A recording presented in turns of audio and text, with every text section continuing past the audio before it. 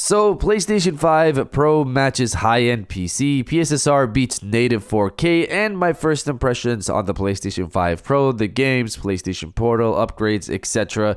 Those are the stories we're going to cover today, and if you could hit that like button on the video, thank you to those that do it, and as always, it's very much appreciated. First, comment below what PlayStation 5 console you have, the original, the PlayStation 5 Slim, or the PlayStation 5 Pro. Sony has confirmed this morning that they've sold 65.5 million consoles since launch, and I'm curious what everyone is playing on, so let's share what console we currently have. So comment below, do you have an OG PlayStation 5, a PlayStation 5 Slim, or a PlayStation 5 Pro? Let me know down in the comments below. Now, diving into the first story of the video, my first impressions of the PlayStation 5 Pro. So this is not an in-depth review. I got my PS5 Pro yesterday and only really got to play it later in the evening. So these opinions are from those first few hours of play. So right off the bat, should you pay $700 for the PlayStation 5 Pro? That really depends on the performance you care about. And I know you've heard that said many times over, but it's really just that. That's the major selling point of the PlayStation 5 Pro, is that performance. I've played several games yesterday going back and forth between the PS5 and PS5 Pro. I didn't look at the games we've already seen many times over, like Horizon, Ratchet & Clank, etc. We've seen those games tested and broken down a billion times over on the internet. You know those games look better on the PlayStation 5 Pro. I started off with Dead Island 2. When I played that on the PlayStation 5 Pro, the image clearly looked sharper right away, and it was noticeable. And when I went over to the PlayStation 5 and then back to the PlayStation 5 Pro, it was clearly sharper on the Pro. The image just popped more in your face. Dead Island 2 only has one mode. There is no switching between a Pro mode or a quality mode or a performance mode. It's just one mode. So if you're playing it on the Pro, it's running at that Pro level. If you're playing it on PlayStation 5, it's running on that PlayStation 5 level. So when I switched over to Dead Island 2 on the Pro, it was clearly noticeably a sharper, cleaner image. Now, Dying Light 2, on the other hand, I didn't see a difference like I did on Dead Island 2. But again, the major selling point for me is for games to look like fidelity and run at 60 FPS. That's why I got the console. So if it looks like that and runs at 60 FPS, I'm for it. But for Dying Light 2, I didn't see any Pro mode, so I was mainly looking at comparing the existing modes. But at that point, you're looking for visual changes or performance bumps if there were any issues before. The game is listed as an enhanced title on the store, and it's also listed for a launch day enhanced title on the PlayStation blog, but I didn't see a Pro mode, and I don't really think I've seen a patch or notes about a patch or just information about what upgrades they did for Dying Light 2 on the Pro versus the base PlayStation 5. Stellar Blade is another example of a title that was clearly sharper on the Pro. Moving back and forth between the performance mode and the Pro mode showed this visible clarity added to it for Stellar Blade on the Pro mode, which uses Pssr, versus the performance mode, which uses their original upscaling techniques, I believe. On the Pro mode, it clearly is a cleaner image, like very clear. When you go back to the performance mode, it's like a fuzzy picture. I don't know why I didn't notice it before, but you notice it when you're playing on the PlayStation 5 Pro. I will say I also had issues with some games on the PlayStation 5 Pro, like the finals, for example. I'm not sure what's going on there, but the game is listed as an enhanced title. But when I play it on the Pro using the light class with the invisibility feature and the thermal vision tool, it blows up the white color so high that it's crazy that I can't even see. I hope that gets fixed. I'm not sure what that is. I also had another issue with Black Ops 6 where the color is a bit brighter, or the screen itself is just brighter on the Pro.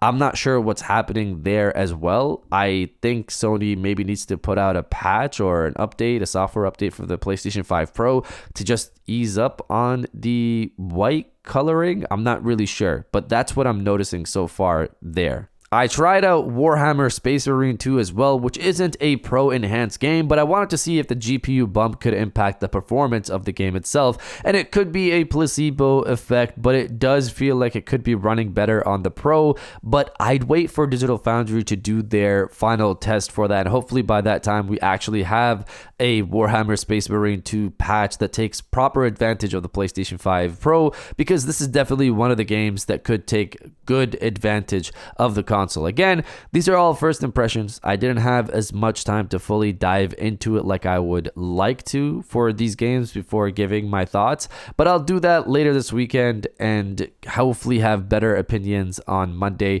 and hopefully some better resolutions to some of the issues that I've noticed here and I've shared with you guys on this video. As for the Portal, this is something that I've seen people ask about before the launch of the PlayStation 5 Pro, and this is something I've been curious about as well.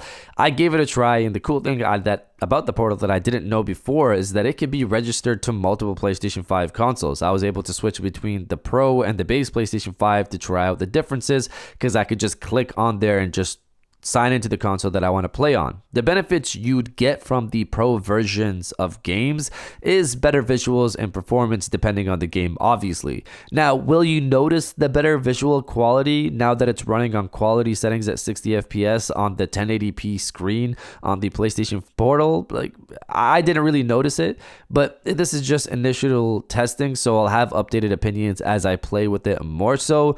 Games that have a 120 frames per second mode should be reaching closer to 120 frames per second on the Pro compared to the base PlayStation 5, which, you know, probably taps at 90 to 100 FPS most likely. And Call of Duty is an example of a 120 FPS title that should be more consistently running at 120 FPS, and those games you'll probably notice feel better to play on the Portal because the latency is much better with the higher FPS count. Again, these are first impressions. I tested out games that are not the ones that most people probably played out of the gate, so I'll share updated impressions and opinions over on X like I normally do, or on Facebook, or on Threads, and probably also here in the future I'll have updated opinions and share my thoughts and tell you guys, especially if you guys have questions in this video, I'll probably look into those and try to maybe get opinions out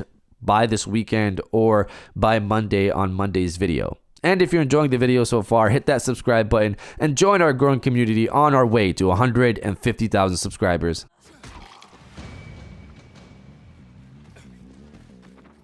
Now diving into the second story of the video, the PlayStation 5 Pro matches high-end PC quality. So recently Digital Foundry discussed the PlayStation 5 Pro and shared their initial thoughts on the console after playing with it for a few days, as opposed to myself who got to play with it for a few hours.